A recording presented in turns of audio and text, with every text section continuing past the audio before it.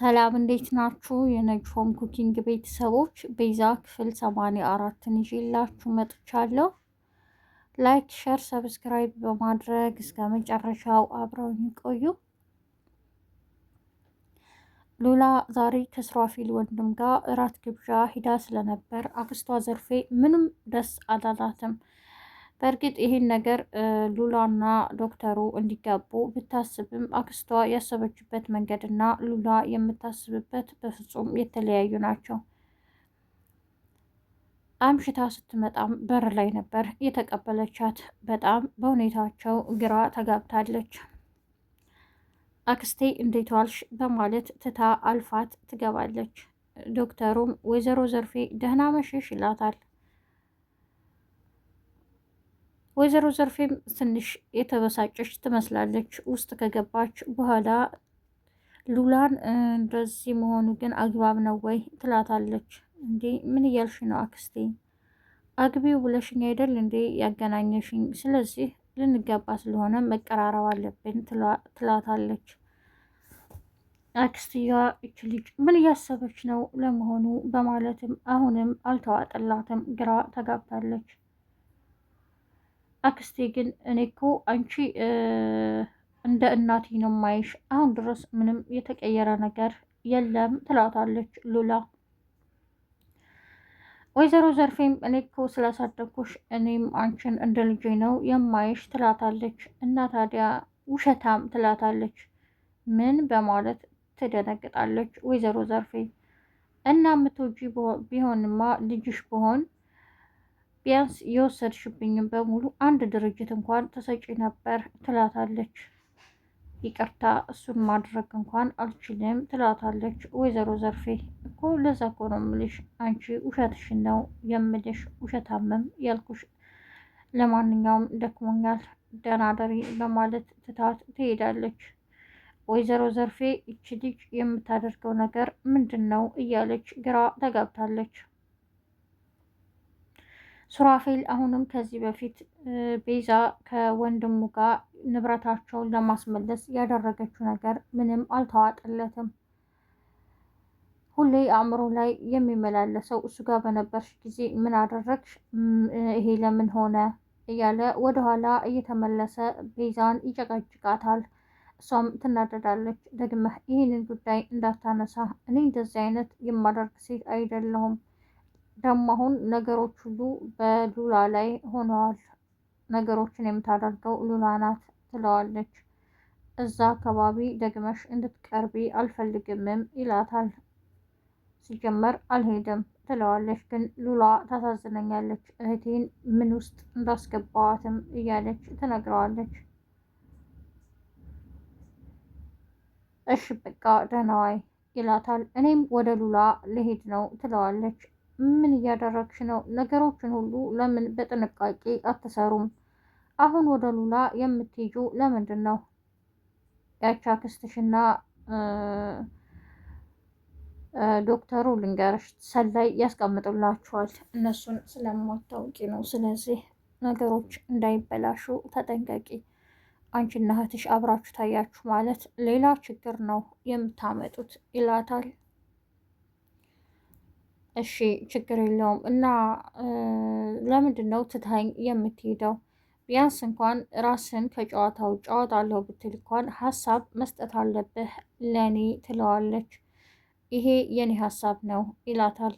የሰጠሁሽ አሁን የራይድ ሹፌር መሆኔን አትርሺ፣ ልወጣ ነው ይላታል። እሷም እሺ ብላለች። ከሉላ ጋር ስልክ በመደዋወል ታወራለች። ወይዘሮ ዘርፌ አክስታቸው ያለቻትን በሙሉ ሪከርድ አድርጋት ስለነበር ታሰማታለች። ወይዘሮ ዘርፌ በጣም አርቃ የምታስበው ስለ የዘረፈችውን ሀብት ብቻ ሳይሆን ሌላ የሰው ሀብትም ትመኛለች። እና እንዴት ሪከርድ አረግሻት ትላታለች። አይ ዶክተሩ የደወለ አስመስዬ አነስቼ ነው የሪከርድ ምልክቱን ተጭኜ ያስቀመጥኩት እንዳትጠራጠርም ትላታለች። ጥሩ አድርገሻል እህቴ፣ ይሄ ቢያንስ እንኳን ለእኛ አንድ መረጃ ነው ትላለች ቤዛ። ሽብሩና ሳሮን ቁጭ ብለው ያወራሉ። እኔ እኮ የሚያናደኝ ነገር ቢኖር የመጣሁት ለሌላ ጉዳይ፣ እዚህ የገጠመኝ ደግሞ ሌላ ጉዳይ ነው ይላታል። ጉዳይ አውቃለሁ፣ ሉሲ ነበረች። አሁን ደግሞ ሉሲን ምን አድርጊ ነው የምትላት ትለዋለች። እኔ እኮ ሉሲን አልወዳትም፣ አንድም ቀን አስቤያት እንኳን አላውቅም፣ ግን የክብር ጉዳይ ሆኖብኝ ነው። ቤተሰቦቼ እሷን ስላጩልኝ እሷን ማግባት ስላለብኝ ነው ይላታል። እና ክብር ይቀድማል ፍቅር ትለዋለች ሳሮንም። እሱማ አላምንም ነበር፣ በጣም ያልኩትን አደርጋለሁ ካልኩ እምሰማ አልነበርኩም።